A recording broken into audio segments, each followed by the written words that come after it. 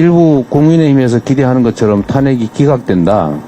그래서 대통령이 다시 직무에 복귀한다. 어떤 일이 벌어지겠습니까? 그건 공식적으로 헌법재판의 이름으로 앞으로 대통령은 아무 이유도 없이 국민을 계몽시키기 위해서 그냥 필요할 때 아무 때나 군을 동원해서 계엄령을 선포해도 된다는 얘기 아닙니까? 국회나 이런 헌법이 금지한 헌법기관의 군대를 파견해서 그 권한 행사를 막아도 괜찮다는 얘기 아닙니까? 취미활동 삼아서 아무 때나 계엄령 선포하고 군대를 동원해도 된다고 용인하는 것인데 그게 가당키는 한 일이겠습니까? 네, 모두 함께해 주셔서 감사드립니다. 특히 우리 김경수 지사님 건강관리 잘하십시오. 그리고 우리 김 지사님 건강 많이 해치기 전에 이 상황이 정리되어야 될 텐데 걱정입니다. 저도 광화문에서 2016년에 열 며칠 이렇게 있었는데 여기 잠을 잘 수가 없어요. 이 지하철이 땅을 막 흔들기 때문에 밤에 잠을 못 자겠더라고요. 낮에도 못 자고 밤에도 자고. 근데 너무 많이 건강해지지 않았으면 좋겠습니다. 네, 뭐 다 말씀하셨습니다만 이 나라가 노란의 위기에 처할 때마다 우리 국민들께서 또 백성들이 나서서 구했습니다. 이번에 이 사태도 지금 많은 분들이 불안해하고 또 심지어 다시 귀환할 경우에 어떤 일이 벌어질까에 대해서 공포감을 느끼고 있기도 합니다. 노상원이 작성했다는 그 수첩 내용에 보니까 1차로 500명을 수거해서 연평도 가는 바다 위에서 배를 폭파해서 다 죽일 건데 2차, 3차, 10차까지 5천에서 10,000명 정도를 더 수거해가지고 이걸 죽여야 되는데 1차와 같은 방법으로 죽이면은 문제가 있을 수 있어서 다른 방법이 뭘까 이런 고민하는 장면이 나옵니다. 한국판 킬링 필드를 만들려고 했던 거죠. 뭐 이런 일뿐만이 아니라 뭐 국제적인 신뢰 또 경제 상황 뭐 여지없이 추락할 겁니다. 21세기 선진국 대한민국을 군정을 하겠다.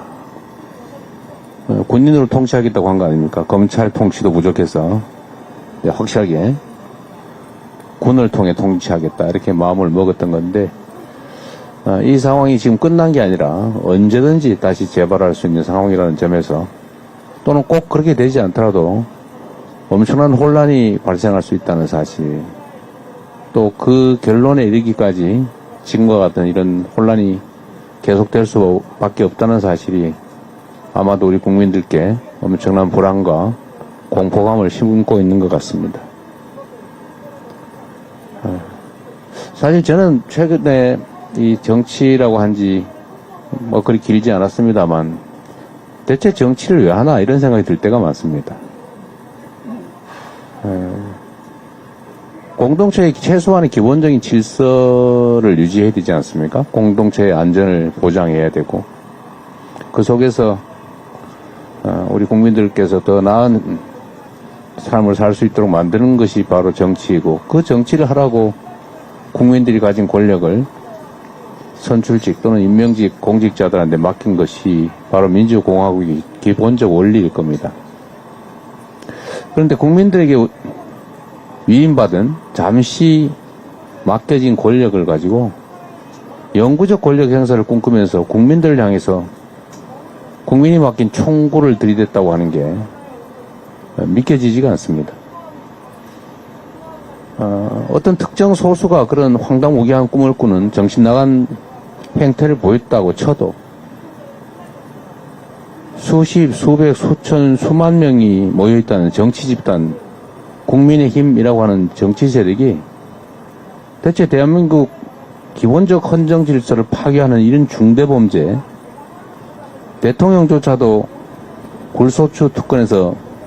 제외되는 이런 내단 군사 반란죄를 범한 이런 행위에 대해서 책임을 느끼기는커녕 이를 비호한다는 게 도대체 이해가 되십니까? 대한민국은 민주공화국이라고 되어 있지 않습니까? 국민이 주인인 나라이고 모두를 위한 나라이지 특정 계층을 위한, 특정 계급을 위한 나라가 아니라는 것입니다. 그런데 이 민주공화국에 우리 국민들의 주권을 정치적으로 대신 행사하는 정치 집단이 이 헌정질서를 통째로 파괴하고 국민들을 집단 살상하겠다고 했던 그 행위를 옹호하고 있습니다. 그에 대해서 책임을 묻자고 하는 것에 대해서 합법적 절차를 비난합니다. 그리고 그 합법적 권한을 행사하는 국민의 대리인들을 겁박합니다. 그러고도 이 나라의 국민의 정치적 의사를 대변하는 정치 조직이라 할 수 있겠습니까? 저는 이게 더 걱정입니다. 지금 당장 탄핵을 하든지 안 하든지 또는 언제 하든지 이것은 헌법재판소가 적절하게 잘 할 거라고 저는 믿습니다. 국민적 상식에 역사적 소임에 어긋나는 그런 결정을 어떻게 하겠습니까?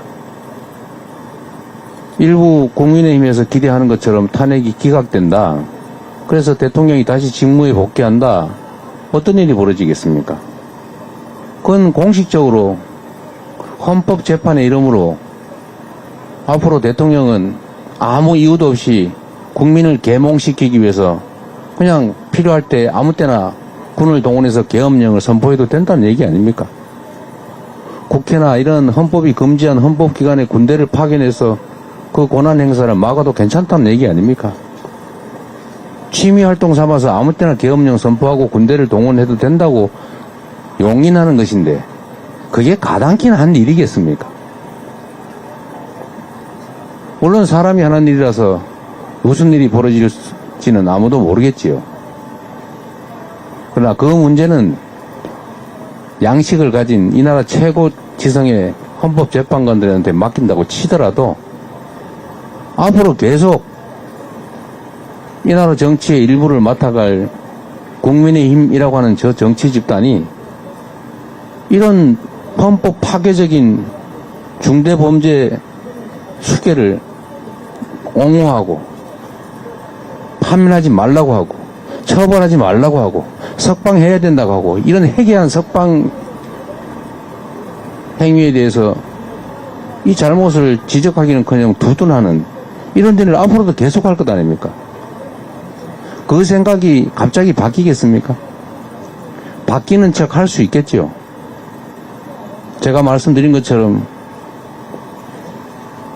조만간 나 관계없다, 우리 모른다, 우리 반성했다 그러면서 싹 돌아서는 척 하겠지만 과연 그게 진심이겠습니까? 정치를 맡고 있는 정치인의 한 사람으로서 저희도 책임감을 느낍니다.